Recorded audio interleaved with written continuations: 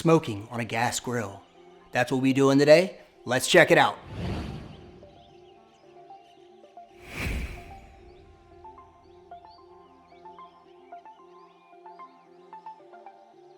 First up, we'll handle your grill. You'll want to remove any cooking grids that would be over burners that are lit, and you want to remove any zone dividers if your grill comes with them.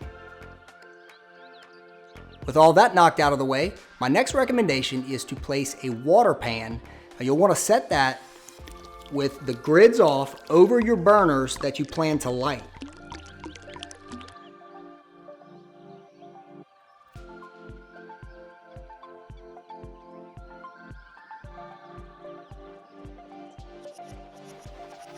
And one of the last things to do before we get the grill rolling is to place your wood chip smoker box or pouch or whatever it is you plan to use for smoking over, well, you want it straddling your lit burner side and your unlit. You don't want it right over the lit side because it'll burn them up too quickly.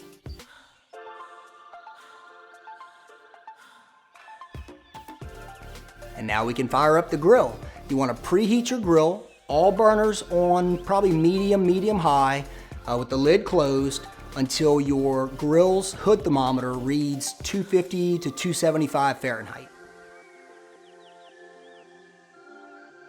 With the grill properly preheated, you'll take the side, and for me, again, this would be my right side, is where my food would be. I will turn one or two, depending on how much that is, how big my grill is. I'll turn those burners off, where my food will be, and then I will turn the far left and possibly the next burner to it, depending again how many burners you have, on medium low.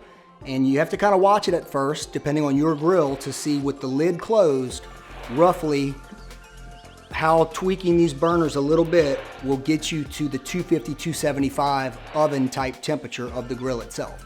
You want to keep the lid closed most of the way because you want all of that great smoke to waft all around your food.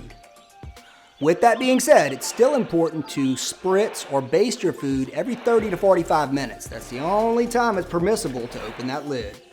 I really like to have a surface thermometer placed on the grids by my food, or even sometimes I have a thermometer on me that I can place a probe in the food and run the wire out of the grill just so that I know at all times what the temperature is exactly at my food. So now our food is in, it's smoking. And there's the $1,000,000 question. Well, how long? How long do we have to smoke it? Now, normally at Grillabilities, we do not like to give you guys homework, but I have to say today we're gonna have to do that.